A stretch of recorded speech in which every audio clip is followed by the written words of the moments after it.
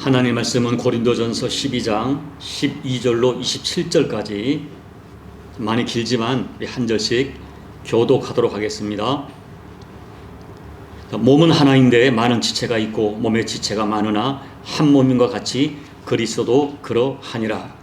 우리가 유대인이나 헬라인이나 종이나 자유인이나 다 한 성령으로 세례를 받아 한 몸이 되었고 또 다 한 성령을 마시게 하셨느니라. 몸은 한 지체뿐만 아니요 여럿이니 만일 발이 이르되 나는 손이 아니니 몸에 붙지 아니하였다 할지라도 이로써 몸에 붙지 아니한 것이 아니요 또 귀가 이르되 나는 눈이 아니니 몸에 붙지 아니하였다 할지라도 이로써 몸에 붙지 아니한 것이 아니니 만일 온몸이 눈이면 듣는 곳은 어디며 온몸이 듣는 곳이면 냄새 맡는 곳은 어디냐. 그러나 이제 하나님이 그 원하시는 대로 지체를 각각 몸에 두셨으니 만일 다 한 지체뿐이면 몸은 어디냐. 이제 지체는 많으나 몸은 하나라. 눈이 손들어 내가 너를 쓸데가 없다 하거나 또한 머리가 발들어 내가 너를 쓸데가 없다 하지 못하리라. 그뿐 아니라 더 약하게 보이는 몸의 지체가 도리어 요긴하고 우리가 몸에 덜 귀히 여기는 그것들을 더 귀한 것들로 입혀주며 우리 아름답지 못한 지체는 더욱 아름다운 것을 얻느니라. 그런즉 우리 아름다운 지체는 그럴 필요가 없느니라. 오직 하나님이 몸을 고르게 하여 부족한 지체에게 귀중함을 더하사 몸 가운데서 분쟁이 없고 오직 여러 지체가 서로 같이 돌보게 하셨느니라. 만일 한 지체가 고통을 받으면 모든 지체가 함께 고통을 받고 한 지체가 영광을 얻으면 모든 지체가 함께 즐거워하느니라. 너희는 그리스도의 몸이요 지체의 각 부분이라. 아멘. 혹시 지난주 설교 제목을 기억하십니까? 지난주 설교 제목은 무엇이 신령한 것입니까? 라는 제목이었어요. 자, 오늘은 누가 신령한 자입니까? 하는 것입니다. 지난주에 말씀드린 대로 고린도 교회는 정말 특별한 교회였습니다. 오늘 본문 12장 8절로부터 10절 그리고 28절부터 30절에 언급된 각종 은사들이 고린도 교회에 모두 나타나고 있는 은사라고 한다면 고린도 교회는 그야말로 엄청난 대단한 은혜를 받은 교회가 틀림없습니다. 그런데 아이러니하게도 그들이 엄청나게 받은 그 다양한 은사 때문에 교회가 큰 갈등에 빠지고 만 것입니다. 각자가 받은 은사를 가지고 서로가 비교하고 또 경쟁하면서 자신들에게 나타난 은사를 가지고 자기들을 특별한 사람으로 오해하는 것입니다. 그래서 우쭐거리고 교만하고 서로 비교하면서 사람이 보기에 눈에 띄는 은사가 없어 보이는 사람들의 영성을 평가절하하는 것입니다. 결국 고린도 교회는 그들이 받은 큰 은사 때문에 갈등이 일어나고 말았습니다. 그래서 바울께서는 작심하고 진짜로 신령한 것이 무엇인가를 고린도 교인들이 알기를 원한다고 하시면서 12장, 13장, 14장에 걸쳐서 교회 은사 문제를 진정으로 무엇이 신령한 것인가를 다루고입니다. 지난주 일에는 바울께서 고린도 교회에게 강조했던 진짜 신령한 것 3가지를 말씀드렸습니다. 우리 한번 읽어볼까요? 1. 진짜 신령한 것은 예수님을 주님으로 고백하는 것입니다. 2. 진짜 신령함은 서로 인정하고 서로 존중하며 하나가 되는 것입니다. 3. 진짜 신령함은 공동체와 타인에게 유익을 주는 것으로 나타나야 합니다. 자, 바울께서는 이어지는 오늘 말씀에서 너무나 이해하기 쉽게 너무나 상식적인 우리 몸의 지체의 원리를 가지고 교회가 무엇인지를 설명하고 우리가 받은 사역과 은사가 무엇인지를 설명합니다. 아마 여러분들이 오늘 본문은 특별한 해석이 없이도 읽으면 그냥 이해가 되는 말씀이에요. 바울의 말씀은 이거예요. 우리 몸의 각 지체가 그 모양이 다릅니다. 기능이 다릅니다. 그렇지만 본질적으로 서로가 떨어질 수 없는 관계 속에서 상호 보완적이고 상호 의존적인 관계를 이루고 있는 것처럼 교회는 다양한 은사를 가진 성도들이 다양한 지체가 되어서 서로가 떨어질 수 없는 상호 보완적이고 상호 의존적 관계를 이루고 있는 한 몸이라고 하는 거예요. 먼저 여러분 오늘 우리가 이 바울의 이 말씀을 이해하기 위해서 바울이 말씀하시는 지체라고 하는 개념, 이 지체라고 하는 개념에 담겨 있는 가장 중요한 핵심적인 메시지를 인식해야 됩니다. 이 바울이 사용한 지체라고 하는 개념은 우리가 어떤 공동체나 어떤 회사나 어떤 협회의 회원이나 사원 정도를 말하는 것이 아닙니다. 물론 여러분, 우리 교회에도 기독교의 각 교단의 헌법이나 교회 정가를 보면 교인이 무엇이냐, 교인을 정의하기를 누구든지 교회에 등록함으로 교인의 자격을 획득한다라고 규정하고 있어요. 그러나 그 헌법이나 정관이 말하고 있는 행정적 정의로서의 교인도 지체 원리를 설명하지 못합니다. 이 바울이 말하는 이 몸의 지체, 몸과 지체는 생물학적 생물로서의 유기체예요. 생물학적 몸의 지체가 되었다는 것은 협회 회원이 되거나 교회에 등록하여 교인이 되었다는 그 개념과 본질적으로 다른 거예요. 협회 회원은, 회사의 사원은 결코 생명의 관계로 연결되어 있지 않습니다. 그러나 지체라고 하는 이 생물학적 이 개념으로서의 유기체는 서로가 생명을 공유하는 거예요. 혈관, 신경조직, 림프관 등으로 매우 긴밀하게 연결되어 있어서 어떤 결과가 주어집니까? 지체 하나가 문제가 생기면 몸 전체가 매우 심각한 영향을 받습니다. 오늘 바울이 말하고자 했던 이 몸과 지체라고 하는 비유 속에 담겨진 핵심 메시지가 바로 그거예요. 우리의 관계가 생물학적인 유기체로서 생명을 공유하고 있다는 것입니다. 이러한 교회가, 이러한 개념의 교회가 한 몸에 속한 다양한 지체라고 하는 비유를 통하여 오늘 바울이 우리에게 설명하고 있어요. 그렇다면 오늘 바울이 말하는 몸과 지체라고 하는 비유를 통하여 우리가 배워야 하는 진리가 무엇입니까? 첫째는 은사는 달라도 한 몸이란 진실을 잊지 말아야 됩니다. 자, 12절 13절을 다시 한번 읽어볼까요?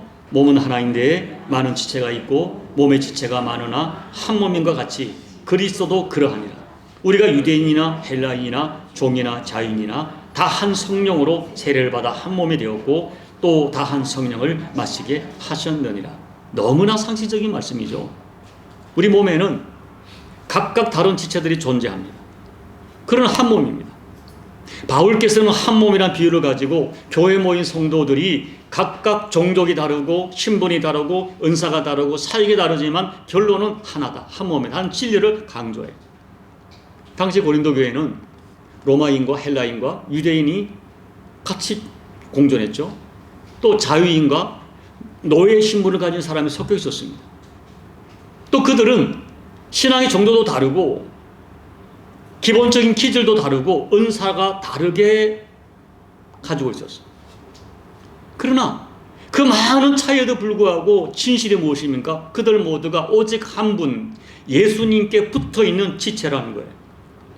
교회는 각각 다른 종족과 신분과 성별과 은사와 사역을 가지고 있지만 오직 예수 그리스도 안에 붙은 한 몸이라는 것입니다. 그리고 여러분, 우리가 교회가 하나라고 하는 가장 강력한 증표는 예수님에 대한 신앙 고백이 같다는 거예요. 우리는 예수님을 하나님을 고백합니다. 우리는 예수님의 동정녀 탄생을 믿고 예수님의 십자가의 그 죽으심이, 피 흘리심이 나의 죄를 대신한 대속의 죽음인 것을 믿고 예수님의 부활과 재림을 믿습니다. 우리는 예수님 한 분을 유일한 나의 구세주와 주님으로 영접했습니다. 그리고 우리는 예수님이 교회 머리 되심을 동일하게 고백합니다. 그러므로 교회 공동체가 하나가 되는 유일한 근거는 예수 그리스도를 구주로 믿는 믿음이에요. 여기에 교회의 정체성이 있어요. 고린도전서 12장 13절 제가 읽어드립니다. 우리가 유대인이나 헬라인이나 종이나 자유인이나 다 한 성령으로 세례를 받아 한 몸이 되었고 또 다 한 성령을 마시게 하셨느니라. 자, 지난주에 우리가 말씀을 나누었습니다. 누구든지 성령이 아니고는 예수를 주라고 고백할 수 없다. 그것이 성령으로 세례받은 것이에요.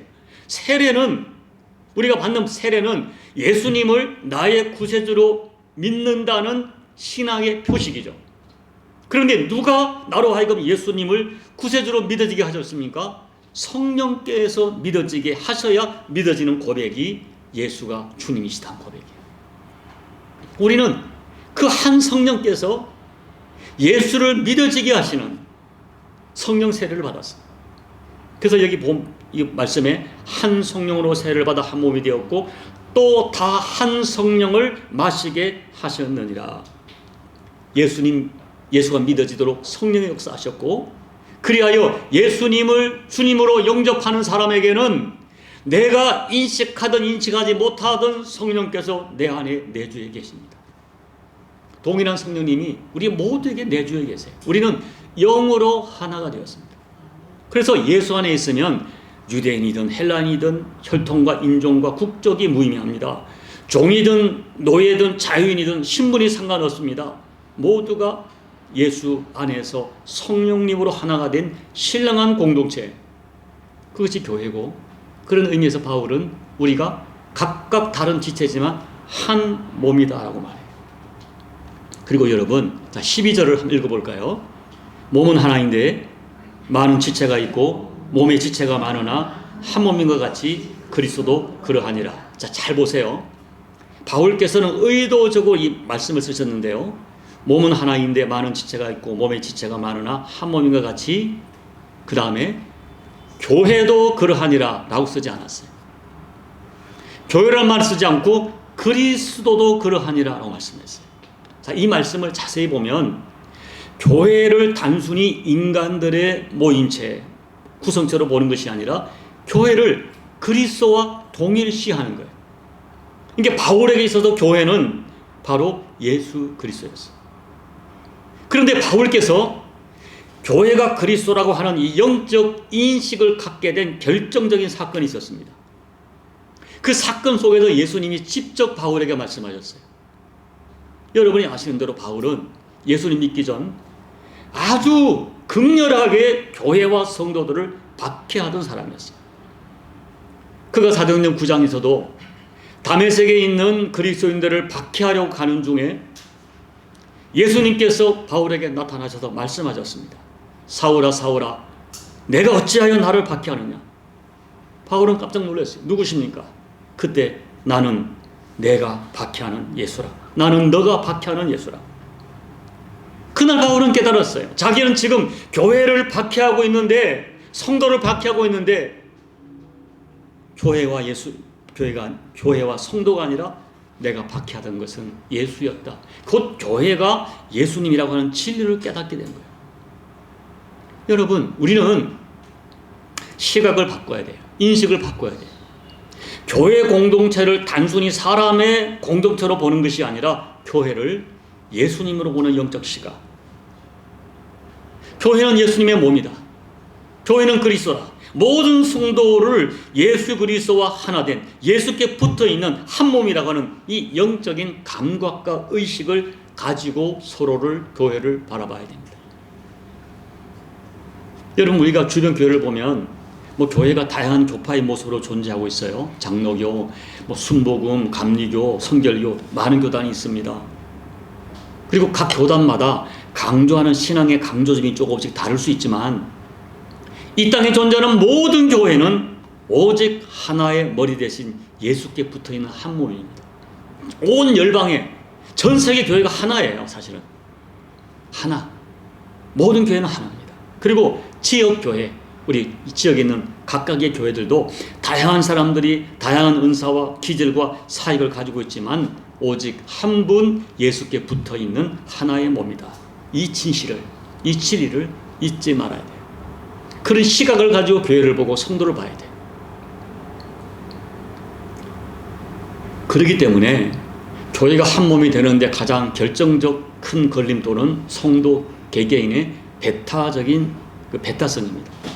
배타적인 성도는 자기의 존재, 자기의 가치, 자기의 생각, 자기의 역할만 중요하게 생각해. 나만 놀아요. 다른 사람의 존재, 가치와 역할을 어느 정도 인정하지만 나만큼 인정하지 않아요.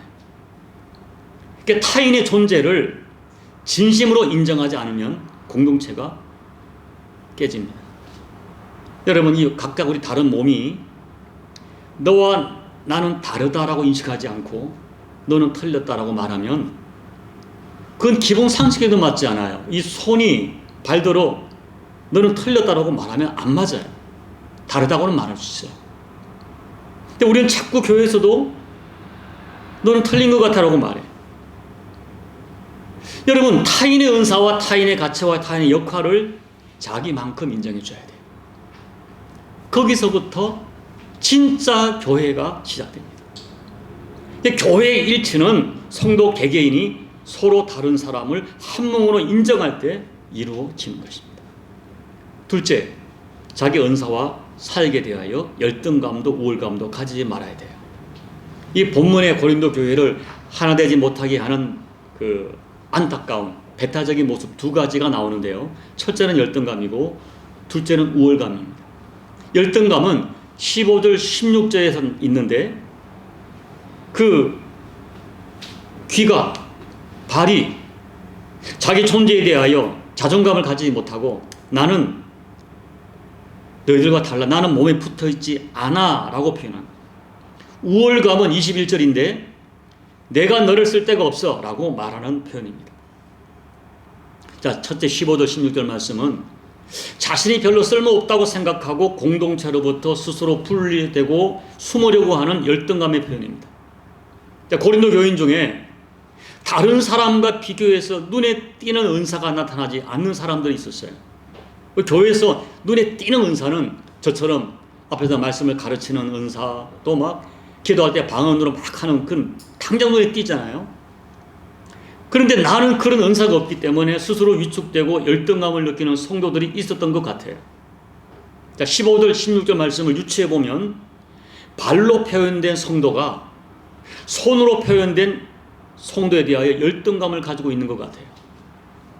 여러분, 사실 사람이 움직일 때 가장 많이 애를 쓰는 지체가 이 발입니다. 온몸의 하중을 받고 움직이는 거예요. 저는 지금 1부, 2부에 서 있으니까 솔직히 발이 좀 피곤해요. 그런데 우리는 반가운 사람을 만나면 발을 내밀지 않고 손을 내밉니다. 서로 손을 잡아요. 수고는 발이 하는데 칭찬과 보상은 손이 항상 받는 것처럼 보여요. 귀도 눈에 대하여 열등감을 가질 수 있습니다. 사람들을 바라볼 때 서로 눈만 봐요. 귀를 바라보지 않아요. 눈치장은 많이 하지만 귀치장은 잘 하지 않아요. 사람들이 야, 눈이 예쁘다고 말하지 귀가 예쁘다고 말하지 않아요. 그런데 사실 귀는 입과 함께 가장 중요한 의사소통 수단입니다. 그런데 사람들의 관심은 대부분 눈에 집중돼요. 야, 참 너 아기가 눈이 예쁘다 그래. 15절 16절 말씀을 보면 발로 표현된 성도, 귀로 표현된 성도들이 스스로 열등감을 느끼는 것 같아요. 그래서 발이 말하기를 나는 손이 아니니 몸에 붙지 않았다라고 말하고, 귀가 말하기를 나는 눈이 아니니 몸에 붙지 않았다고 말합니다. 그런데 바울은 말합니다. 그 말도 되지 않아. 그렇게 말한다고 해도 누가 뭐래도 너희들은 한 몸에 붙어있는 소중한 지체라고 말하는 것입니다. 여러분, 우리가 하나님 안에서 내가 얼마나 소중한 존재인지 깨달아야 돼요. 자, 18절 말씀을 읽어볼까요? 그러나 이제 하나님이 그 원하시는 대로 지체를 각각 몸에 두셨으니 나의 나된 것은 내가 선택한 것이 아니에요. 물론 우리가 은사를 사모할 수 있습니다. 사모한다고 다 주는 것도 아니에요. 하나님 원하시는 대로, 성령이 원하시는 대로 각각 은사를 주시고 사역을 주시고 직분을 주세요. 그런 의미에서 역으로 해석하면 지금 내가 받은 은사는 다른 사람이 가질 수 없는 고유하고 특별한 은사예요. 내가 생각하기에 그렇게 드러나지 않는 것처럼 보이고 부족해 보여도 아닙니다. 하나님께서 나에게만 주신 은사예요. 내가 가진 은사는 내가 생각하는 만큼 열등하지 않습니다. 사무엘상 17장을 보면 다윗이 골리앗과 싸우러 나가는 장면이 있어요. 다윗의 그 용기가 가상해서 사울 왕이 자기의 그 황금빛 왕이 쓰는 투구와 갑옷, 군복을 다윗에게 내어줍니다. 그런데 왕의 갑옷이기에 최상이고 화려했지만 다윗에게 맞지 않아요. 결국 다윗은 그 갑옷과 투구를 벗어버리고 물맷돌을 가지고 나가서 골리앗을 물리칩니다. 여러분, 때로는 내게 있는 것보다 상대 다른 사람에 있는 것이 그럴싸 보이고 화려해 보이지만 내게는 맞지 않아요. 내게는 하나님이 내게 주신 물맷돌 은사가 있어요. 남에게 있는 황금 갑옷보다 내게 있는 물맷돌이 더 큰 역사를 일으킵니다. 그러므로 나를 나보다 더 잘 아시는 성령님께서 나에게 가장 맞는 은사를 주셨다고 생각하고 내 은사를 평가절하지 말고 내게 주어진 은사를 절정으로 사용해서 하나님의 영광을 드러내야 돼요. 두 번째는 다른 사람의 은사를 무시한 우월감이 문제입니다. 자, 21절 읽어볼까요? 눈이 손더러 내가 너를 쓸데없다 하거나 또한 머리가 발들어 내가 너를 쓸데없다 하지 못하리라. 여러분, 내 은사와 직분에 대한 자부심은 필요합니다. 그러나 자부심이 지나쳐서 남의 은사와 사역을 무시하는 모습은 정말 잘못된 거예요. 어떤 사람은 이렇게 생각하는 사람이 분명히 있어요. 내 은사가 가장 신령하다. 나의 신앙 칼라가 가장 성경적이다.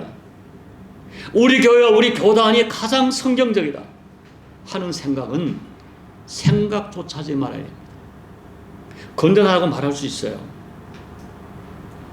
성경적이라고 말할 수 있어요. 그러나 가장 우리 교단, 가장 큰 교단, 가장 정통 교단 이런 얘기. 작은 교단을 무시하죠. 제가 신학을 하면서 저는 교단을 잘 모르고 저희 교단을 갔어요. 다니는 교회 목사님이 그 교회 목사이기 때문에 제가 청년의 교단을 어떻게 알겠습니까? 그래서 그분이 추천을 받아 그 교단 교회에 갔어요. 제가 평생에 하나님께 두 가지를 맹세했어요. 나는 교단으로 목회하지 않고 그 다음에 당시 우리 목사들에게서 박사학위가 유행했는데 학위로 목회하지 않겠다라고 결심했어요. 여러분, 은사에 대한 열등감이 소극적으로 공동체를 해롭게 한다면 은사에 대한 우월감은 적극적으로 공동체를 해롭게 하는 행위입니다. 우리는 어떤 경우도 영적인 자존감은 가져야 되지만 영적인 우월감을 가져서는 안 돼요. 특별히 다른 사람의 은사를 무시하거나 열등하다고 생각해서는 안 됩니다. 우리가 신앙생활을 잘하려면 자신의 사역과 은사에 대한 열등감도 버려야 되지만 우월감을 반드시 버려야 되고 내게 주어진 은사를 감사하면서 충성함으로 하나님의 교회를 세워가야 하는 것입니다. 세 번째, 공동체에서 약한 자를 돌아보고 서로 존중해 줘야 합니다. 서로 보호해 줘야 돼요. 오른손이 오른손을 긁지 못합니다. 왼손을 긁어줘야 돼요. 22절 25절 말씀은 몸의 지체 가운데 어떤 것은 사람 보기에 덜 중요해 보이고 약해 보여요. 그런데 하나님은 더 요긴하고 귀중하게 만드셨다 말씀이에요. 그리고 우리가 생각할 때에 약하게 보이는 지체가 더 요긴하고요. 약하게 보이는 그 지체 하나가 상하면 몸 전체가 망가집니다. 그리고 우리는 상식으로 알고 있어요. 정말 중요한 것은 다 감추어져 있습니다. 드러나지 않습니다. 자, 발을 오늘 말씀에서 약하다고 여기는 발을 한번 예를 들어 볼게요. 우리 몸 가운데 어쩌면 제일 평가절하 받는 지체가 발가락이 아닐까 생각합니다. 잘 노출되지도 않고 또 땅과 자꾸 접촉하고 하기 때문에 가장 쉽게 오물과 맺기도 하고 냄새도 나고 또 위치가 가장 낮은 곳에 있어요. 발이.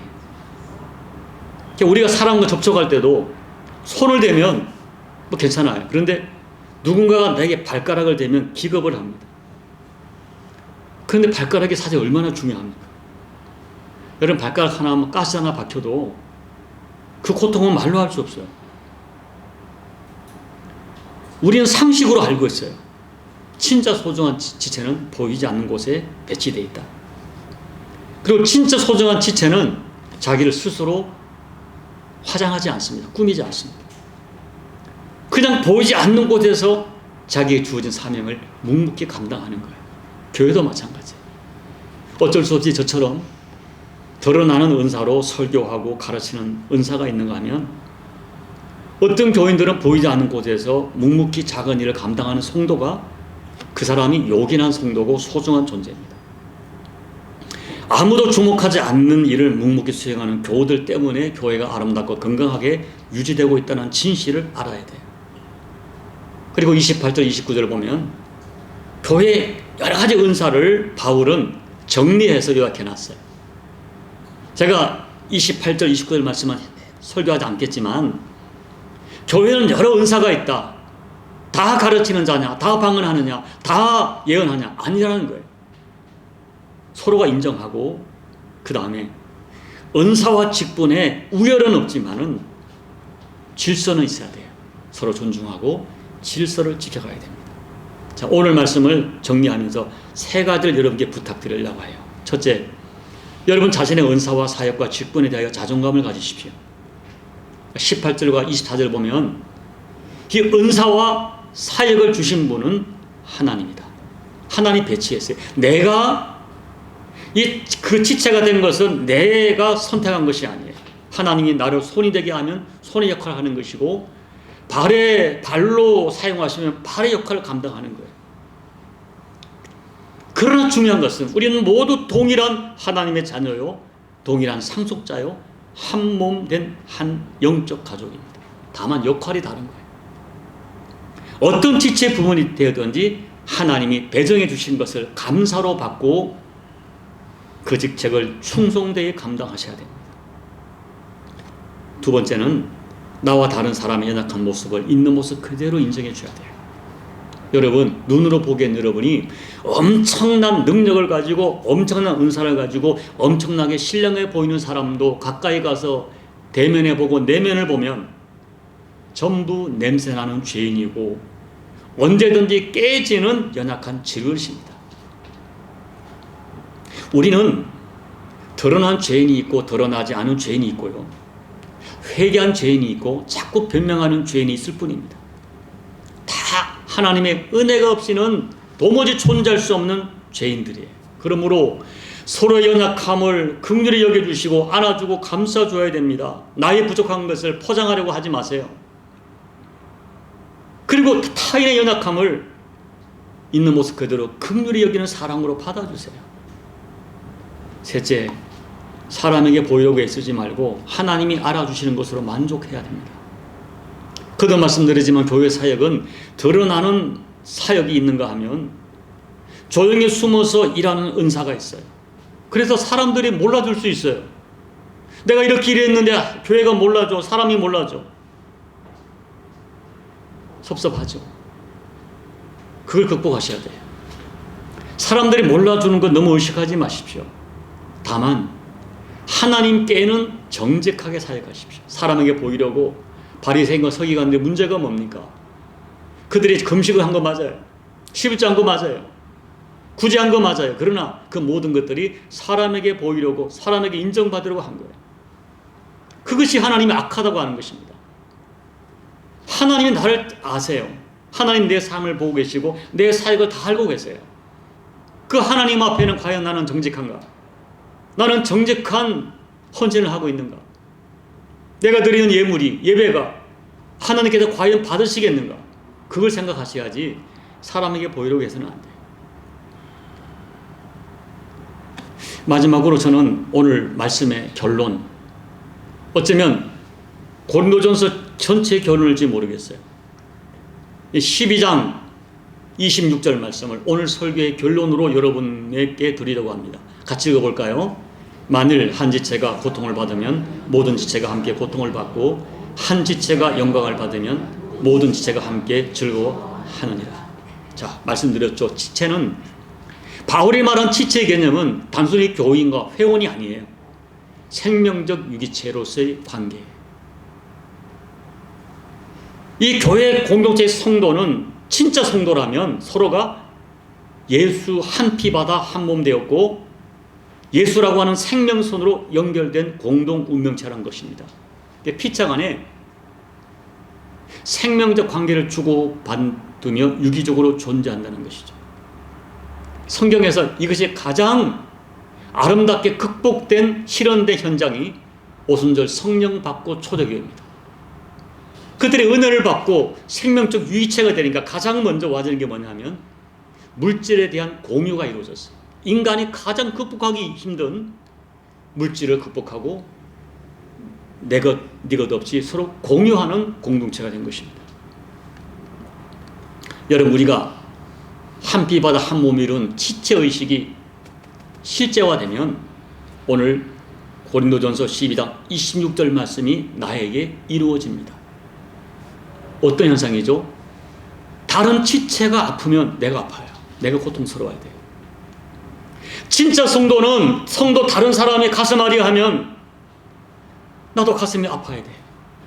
왜 그렇습니까? 같은 몸의 지체이기 때문에. 바울이 강조하는 것은 분명해요. 다른 지체를 죽이면 나도 죽고, 다른 지체를 살리면 나도 살고, 다른 지체를 높여주면 나도 높아지고, 다른 지체를 낮추면 나도 낮아진다 하는 것입니다.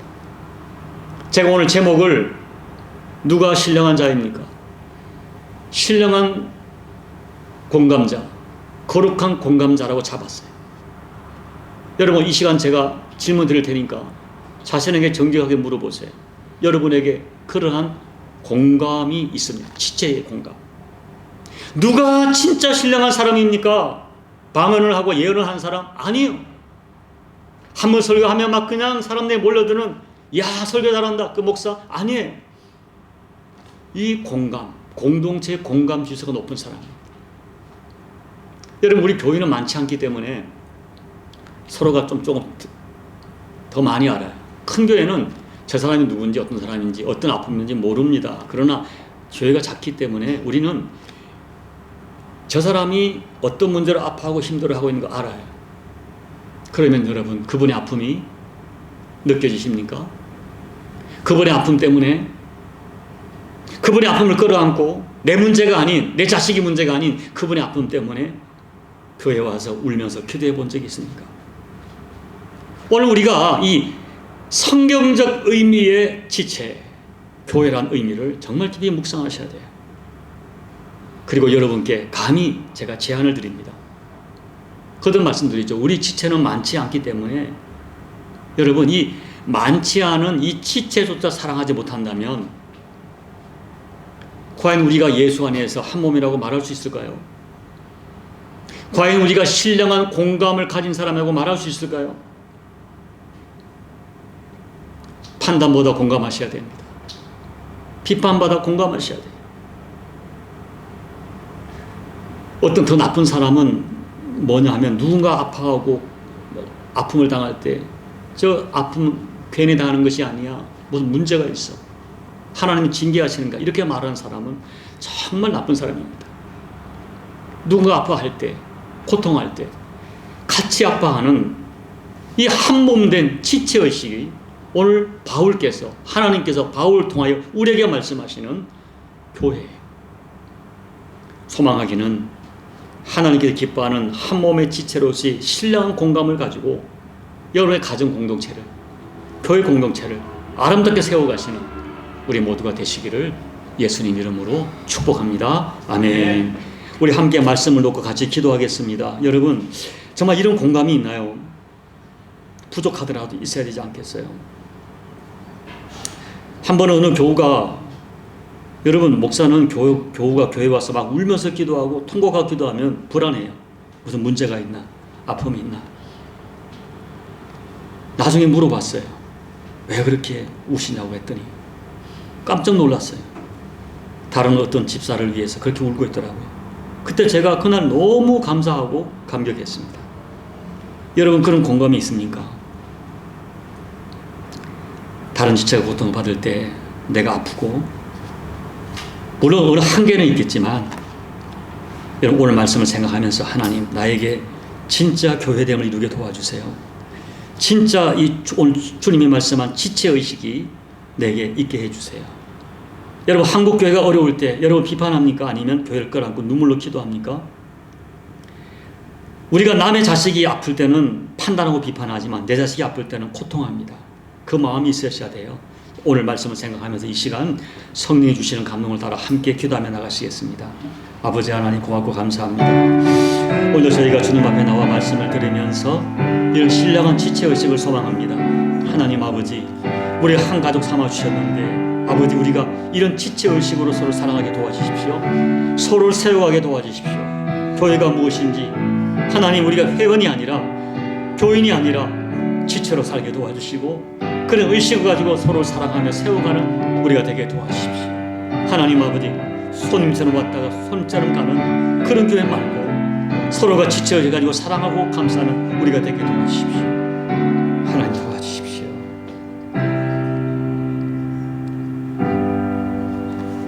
하나님 아버지, 우리가 이 온 세상 그 수십억 인구 중에 또 이 대한민국도 아니고 말레이시아에서 나무 십자가 교회라고 하는 작은 교회로 만나게 된 것은 내가 선택한 것 같으나 하나님이 만나게 하신 만남인 줄로 믿습니다.